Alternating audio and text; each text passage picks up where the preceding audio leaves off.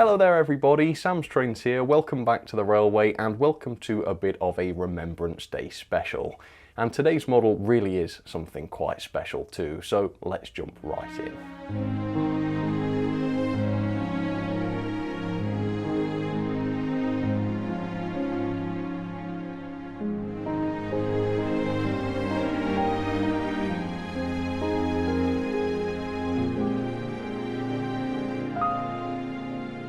Today's model is kind of two products in one, which is quite a strange thing, so I guess I'd better explain. Here it is. The base model here is an EFE Rail JIA wagon, which was for transporting China clay, but as you can see, this has been custom weathered by TMC. And I think to say that this has been custom weathered is a bit of an understatement, because as you can see, the whole of this wagon has been painted in the graffiti style into what I will call a Remembrance Day livery. So you've got the huge Union Jack there with the soldiers and the barbed wire in front of it, and of course the poppies on the front. If you're not from the UK, you might not realise that poppies are the symbol of Remembrance Day because of the poppies that grew on the battlefield following World War I. So it's a beautiful wagon to commemorate the lost soldiers of the First World War. And as far as I know, the painting on this wagon is done by hand, so it's not some mass-produced print. You've actually got a piece of original artwork here, and that is reflected in the price. As you can see by the label here, the full price of this is £149.95, and I paid £139.96 for this. I actually bought this from Worley at the exhibition last November because I saw it and thought this would make a wonderful Remembrance Day video. Now the RRP for the wagon by itself without any weathering on it is £44.95 or about £39 at the retailers. That makes the artwork on here cost £100, which again sounds quite expensive, but again do bear in mind this is done by hand as far as I know. So it is very much two separate products in one. The model itself, which I believe is produced by Kerno. I don't know if it was DJM originally or whether it's just a Kerno project from the start. There may be some paperwork inside that explains that. And then of course the other product is the paintwork. So I'm going to review those kind of separately today. So obviously if I criticize the model itself, I'm not going to be criticizing the paintwork or the weathering, and vice versa. If there's an issue with the paintwork, it's not necessarily the model's fault. So a very unique model, a very unique review for that reason. Let's get started and let's see what this is like. So I've been so excited to look at this because it's just such a cool concept, isn't it? When would you ever expect to see the world of model trains and original artwork come together? Well, in this case they absolutely have, and just look at this thing, it looks incredible. This is actually not a one-off either. TMC do quite a bit of this, and if you visit their website you can find quite a lot of these JIA hoppers, not just in the Lest We Forget livery either. They've done all sorts of different ones, so it's worth checking those out, I would say. Let me show you the end of the box. So the big code up there I think is TMC's product number. The actual product is E87004. It's an EFE Rail 00 scale JIA NACCO wagon in the Imery's blue hand-drawn airbrushed graffiti / deluxe weathering G23. So yeah, it's both weathered and then graffitied on. Such an interesting model. Let's pull it out and see what we actually get. I've never tried one of these models before, the JIA that is, and I've only ever had TMC slightly renumber one of my locos before, so this is going to be my first proper look at what they're capable of, and yet the model is completely stuck in the box, so I'm going to have to push it out from one end. There we go, it's coming now. Okay, nothing else in the box except for this. And this is a pair of screw-link couplings, but they're not the sort of working, moving type. They are just moulded plastic, so yeah, hopefully that doesn't set the precedent for the model. We've also got some little pipes that you can also fit to the buffer beams as well. Very fine pieces, those. All right, let's get on to the star of the show. I'm actually interested to see the two sides of this wagon. I want to know whether they are slightly different or not. Maybe they're not, but then again they are hand painted, so they're bound to vary a little bit. Okay, let's take a look at the finish. Gosh, look at that. Yeah, there's some incredible weathering work going on here, and interesting. So we've got the main artwork on this side, which looks excellent, as you can see. The other side is just kind of left blank. We've got a little bit of graffiti on it, but yeah, so you just get the artwork on the one side. Okay, fair enough. And yeah, you know, this wagon itself is quite a big, beefy thing. It's quite heavy. I'll get this onto the scales in just a moment for you.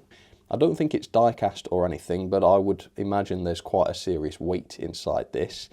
But apart from that, look at the detail, particularly on the ends. There's a huge amount of complexity here, which is really brought out by the weathering. In fact, the weathering makes this look like one of the most detailed wagons I've ever owned. So right off the bat, it's obvious why this should be a sort of 40-pound wagon, because there's a lot of complexity and separate parts here. And at the same time, you know, it's original artwork. You can totally expect to pay around £100 for that, particularly given the extra weathering that's gone into this as well. So yeah, it's expensive. It's going to set you back a long way if you want to buy a huge rake of these. But I guess the idea is that you won't be doing that. You'll just buy one of these and it'll just be a nice, unique piece for you to display. So conceptually, I think this is absolutely awesome. But let's have a bit of background on the JIA hoppers, and then I will show you this in a lot more detail. The JIA hopper wagons were originally introduced in 1982 as PBA wagons, which were used for the transportation of China clay through Cornwall and Devon, and also up to Scotland under Speedlink. They were very lightweight, enabling them to work on branch lines, and they would typically run in consists of 11 or 12 wagons, something like that. During the 1990s, the wagons were modified to enable them to travel to continental Europe via the Channel Tunnel, and this led to the reclassification to JIA, as we see with this model. Then in 2004, all of the JIAs were withdrawn to make way for new-built GLW hoppers, which took over their duties. So there it is, up close and personal for you, the EFE Rail JIA hopper with custom TMC weathering. And let's start by looking at the artwork here, because up close it still looks tremendous. I would say they've nailed that sort of graffiti look. Really, really well done. I love the way the paint sort of drips. Very realistic. I also really love the way they've made it look like the graffiti artist has scrubbed away the dirt from the side of the wagon to put their Union Jack on there. Yeah, it really is something very special. I would be inclined to say £100 is a little bit steep for this amount of artwork, given that there's nothing on the other side. But of course the actual graffiti itself is only part of the story. You've also got the very comprehensive weathering job here, which in itself is kind of a work of art, isn't it? Look at the doors on the underside of the hopper here. Look at the way they are dirtier down at the bottom near the track. The bogies look incredible with all these sort of rust effects on them. That's great, and I think it is the detail on either end that looks the best. Yeah, loads and loads of dirt caked on these, very thoroughly weathered. On the other side, you've got these little springs with rust on them. I mean, it really is a very, very good job. And it's almost hard to tell how detailed the wagon is because the weathering makes it look so great. But speaking about the wagon itself now, I don't think this is a DJM model. It could be, but it doesn't seem to be. First of all, because it's heavy. And I don't think Dave Jones was ever introduced to the term heavy, because pretty much all of the models I've reviewed from DJM have been very lightweight. This one, not so much. This one weighs in at 145 grams, which makes it really quite weighty. It's going to be stable on the track because of that, and it feels quality in the hands as well. The other reason I say that is because it's detailed and finessed, and again, not very many of the DJM models I've looked at have been the same in that regard. So yeah, look at the underframe here, masses of detail, some of it separately fitted by the looks of it. And then around the other side of the hopper, you've got all of these wires. Again, the complexity here is absolutely marvelous. Again, the bogies look great. Here's a closer look at some of the detail here, made even better by the weathering, of course. And the model is not even the same on both sides. You've got these detailed walkways with all of the complex handrails on one end. Again, the quality of all this is pretty good. All this looks nice and straight, and it's not too fragile. You've got all of the mechanism for opening up the top of the hopper, turning wheels, levers, rods, absolutely marvelous. And then on the other side, looks completely different again. You have got some of the hopper opening mechanism modeled, tons of separate parts here. It is a very, very complex model, and I can absolutely see why this would have to cost around £40. For once, this is decent value from EFE Rail. The buffers though are just plastic and they are not sprung, which seems a bit of a pity on a very expensive and otherwise very high spec model, but they look okay, again, particularly with the weathering. And the buffer beams also have the hooks pre-fitted that you can add those screw-link couplings to if you want. Quite nice that those were included. The couplings are a nice simple design. Again, that goes against most of DJM's designs in that these couplings are just fixed to the bogie, so they're not pivoted or anything. They just move with the bogies, which is a nice simple way of doing things. You've also got the little separately fitted grab rails underneath the buffers, and on the other end you've got little steps which take you up onto the walkways. The top of the model looks great as well. As you can see, the weathering is really helping this area to stand out as well. And if I show you the other side of the wagon briefly, you can get a glimpse of what the original livery would have looked like on this wagon. There's just a hint of blue in the middle here, which gives you an idea of the original colour. And it also shows you how insanely weathered this model is. Yeah, this really looks like the thing has been withdrawn for years. It's been left abandoned in a siding somewhere. Dirt and rust absolutely caked all over it, and somebody's come along and done this graffiti job on it. So the whole narrative really works for this object. I really do think this is awesome, and I would be interested in trying more like this from the model centre. But this is a review of the model as well, so one last look at the paintwork on the side, and now let's get this down onto the track. Let's see how well this works. Let's check that the couplings and other parts of the model function as they should, test it on points and whatnot, and let's pair it up with a locomotive. This really doesn't look like the kind of model that is supposed to run. I would be more inclined to leave this abandoned in a siding somewhere, but I also want to demonstrate how a JIA from Kerno/EFE Rail performs. So let's do that now. Alright, so here is today's test setup. I've picked a loco which is also weathered to match the wagon. So I've got the Bachmann Class 37 here, and then of course we have the hopper in the Lest We Forget livery. Now, as great as this model looks, it is alas completely unrunnable. This started when I tried the Gordon's Hill rolling test, where it was revealed that the wagon was completely stiff, unable to roll freely at all. Now, I thought to myself, this is probably something to do with the weathering. Maybe some paint has gotten onto the axles and whatnot.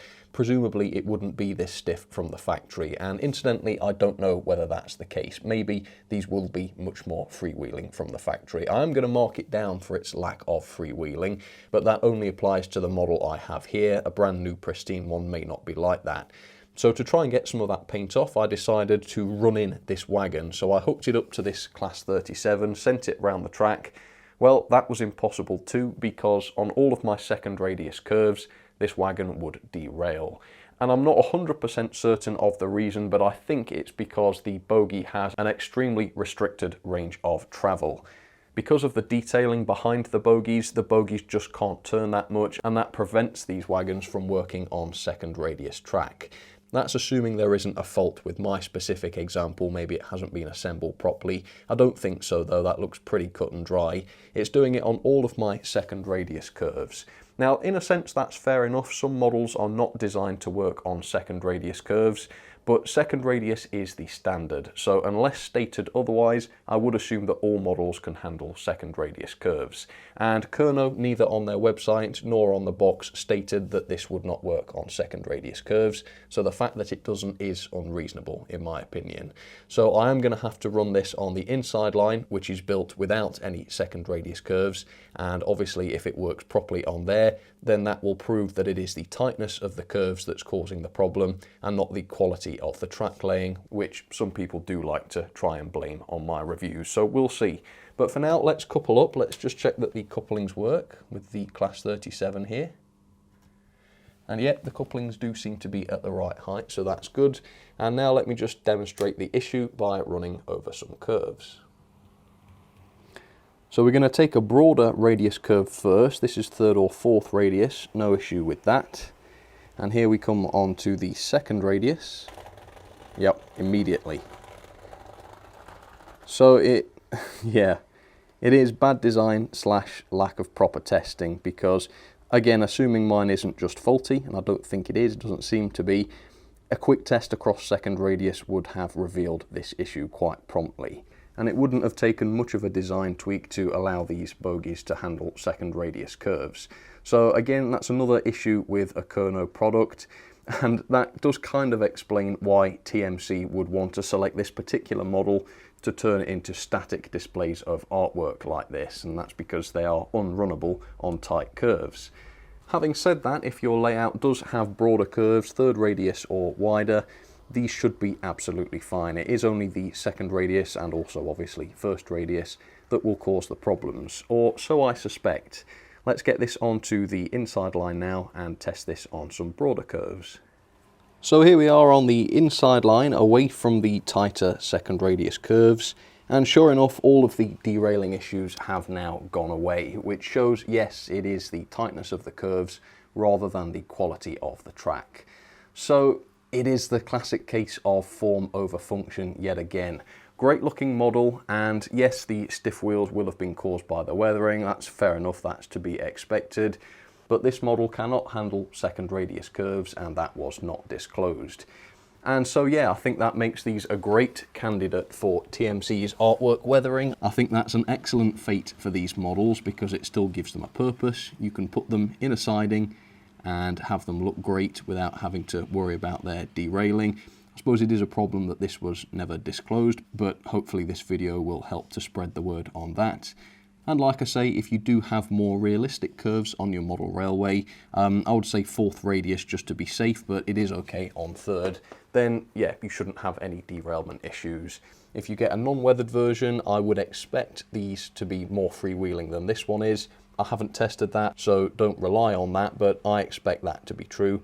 And certainly the couplings and everything else worked absolutely fine. Before we do some ratings, let's just try this over the points, just for the lols. If it works, I'll be very, very impressed. Now this is a second radius point, so you know what's going to happen, but I'm open to be surprised. Let's see. Yeah, immediate derailment. And worsened by the second set. Let's put it back on and try it forwards over the points. Here we go. Okay, actually. No. Yes. All right, so we're okay in that direction. Let's try again, just make sure it's not a fluke. Yeah, right off again. In fact, it's done exactly the same thing. So really that's not ideal, is it? While a lot of layouts might have broader than second radius curves, many of them will still use these tighter second radius points, and this thing can't seem to go over those. Let's just try it in the opposite direction, just to be thorough. It's interesting because the bogies have a better range of travel in one direction than they do in the other, but no, that was considerably worse, wasn't it? Okay, so no good on the points. Let's have those ratings then. So maybe I've been a little bit generous on the level of detail because I've given it 5-star and it doesn't have sprung buffers. However, I think the detail elsewhere on the model is so impressive that I can't justify knocking this down by an entire star or even half a star just because it doesn't have them.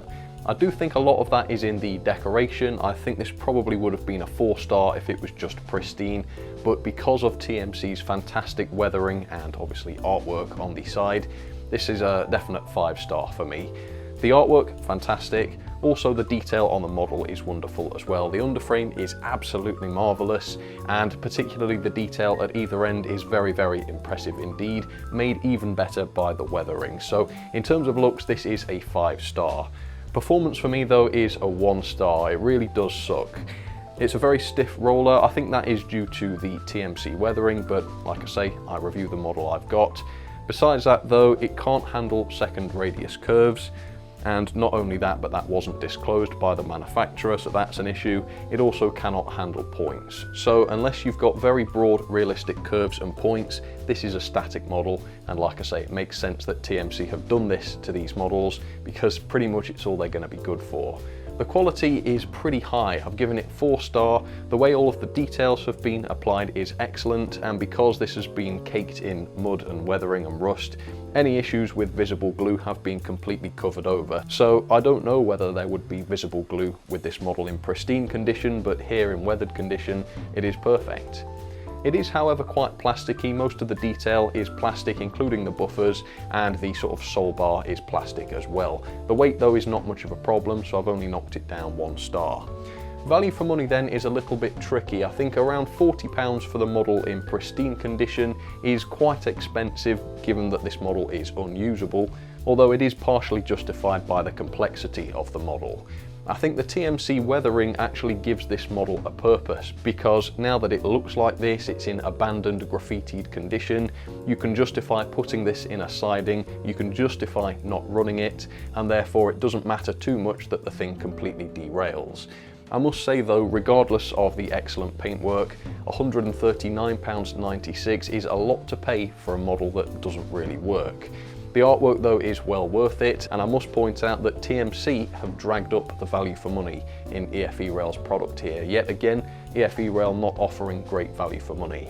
Overall though, because of the excellent level of detail, this has a reasonable score of 7.49 out of 10, and that is a grade of C.